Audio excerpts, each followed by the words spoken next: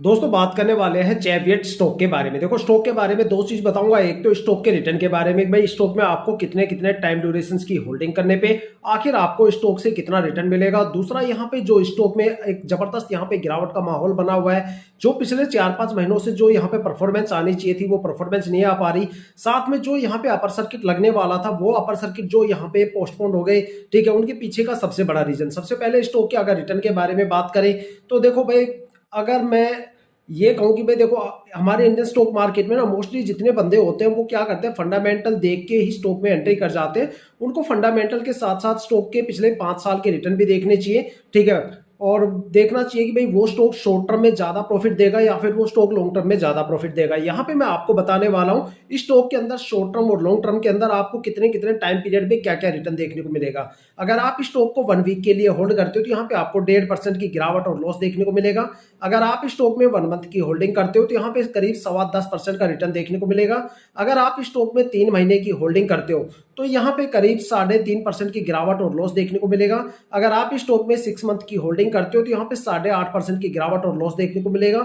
अगर आप इस स्टॉक में 9 मंथ की होल्डिंग करते हो तो यहाँ पे आपको 7.5% का एक माइनर सा रिटर्न देखने को मिलेगा। अगर देखा जाए लॉन्ग टर्म के बारे में तो लॉन्ग टर्म में यहाँ पे आपको 1 साल की होल्डिंग में 4.5% की गिरावट देखने को मिलेगी।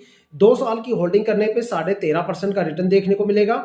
3 साल की होल्डिंग करने पे 18% का रिटर्न देखने को मिलेगा और 4 साल की होल्डिंग करने पे भी 18% का रिटर्न देखने को मिलेगा और 5 साल की होल्डिंग करने पे भी आपको यहाँ पे 18% का रिटर्न देखने को मिलेगा। देखा जाए तो ये जो स्टॉक है या तो शॉर्ट टर्म में ये सिर्फ 1 मंथ के टाइम ड्यूरेशन में सबसे ज्यादा प्रॉफिटेबल है, या फिर अगर लॉन्ग टर्म की बात करें तो आपको स्टॉक से एक अच्छा खासा रिटर्न लेने के लिए स्टॉक को कम से कम 2 साल के लिए तो होल्ड करना ही करना पड़ेगा। अगर बात करें स्टॉक में जो पिछले 4-5 महीनों से जो परफॉर्मेंस यहाँ पे नहीं निकल के आ पा रही उसके पीछे के सबसे बड़े रीजन के बारे में, तो भाई मैं आपको बता दूं, देखो मैंने काफी ज्यादा वीडियो में आपको बताया, लगातार बताया कि भाई लीप ईयर आ रहा है, लीप ईयर में थोड़ा सा संभल के रहना, क्योंकि लीप ईयर में सबसे ज्यादा गिरावट और मार्केट में क्रैश आपको देखने को मिलते हैं।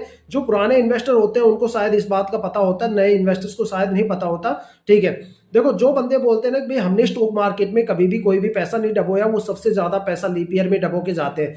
लीप ईयर में क्या होता है कि इंडियन स्टॉक मार्केट अपनी लिक्विडिटी को कंट्रोल करता है, अपनी महंगाई दर को कंट्रोल करता है, और जिन स्टॉक में लिक्विडिटी सबसे ज्यादा होती है वो गिरावट के सबसे ज्यादा शिकार होते हैं। इस बार कॉन्सिक्वेंस ऐसा रहा कि भाई यूरोप के हालात काफी ज्यादा खराब है, वहां पे जियो पॉलिटिकल टेंशन चल रही है, जिसके चलते अगस्त और सितंबर में 2 सबसे बड़े क्रैश देखने को मिले।